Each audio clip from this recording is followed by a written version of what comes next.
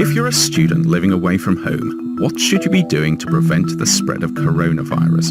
And what should you do if you think you've come into contact with someone who has it? As the virus spreads, more and more people are being advised to distance themselves physically from others and to isolate themselves if they've been around someone who carries it. Yet if you're a student living in a dorm with others or in a house or an apartment, this is easier said than done. The trouble is, sometimes you have no choice but to share a bathroom with someone else, or a kitchen, or a bedroom. And as reasonable as staying in your room for 2 weeks may sound on paper, that piece of paper probably doesn't realise just how impossible it is to live with your roommates after a few days of being cooped up with them, or how close a dwindling supply of toilet paper can bring them to reenacting the Hunger Games. The good news, though, is that there are some basic rules of thumb to surviving coronavirus as a student, with your health, your sanity, and your friendships left intact. 1. If you need to cough or sneeze, please don't share it with everyone else. Rather, use a tissue or your sleeve, just in case your expelled bodily fluids contain something that someone else would rather not have. 2.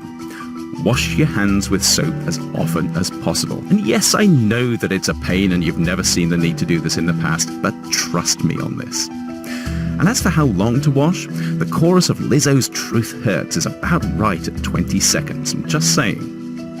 3. You really don't need to wear a mask. But if you insist, remember that masks are better for stopping you infecting others than preventing them from infecting you. And unless you're wearing an approved respirator that's been properly fit tested, the chances are that it's not going to protect you anyway. Sorry. 4. If possible, keep a ready supply of hand sanitizer in your room and use it before you touch anything when you get in. It'll help keep the virus where it belongs, which is not where you live. 5. Practice avoiding skin contact when opening doors or pushing elevator buttons when outside your room. This is where a sleeve or any other piece of fabric is your best friend. 6. It's okay to order food online if you're self-isolating or in quarantine. If you can't, though, buzz the person delivering the food up and ask them to leave it outside your door.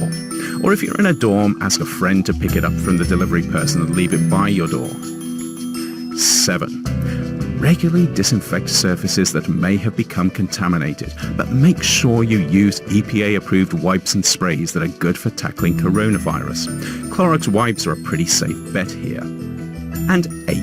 If you think you have COVID-19, which is the disease that's associated with novel coronavirus, or you might have been exposed and you're not feeling so good, do get yourself checked out.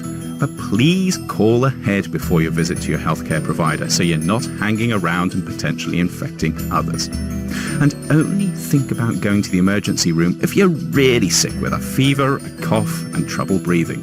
Otherwise, you could be making it harder for people who are worse off than you to get treated. Thankfully, even if you're infected by the coronavirus, the chances are that if you're healthy, you'll get over it and be fine.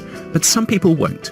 And the faster it spreads, the harder it'll become to protect people who need the most help. But by following these rules of thumb, you can reduce the chances of yourself and others around you becoming infected, and importantly, you can help slow its spread. These are just rules of thumb, though. For more information on the coronavirus and how to stay healthy as well as keeping others healthy, do check out the links in the blurb below. And as always, stay safe.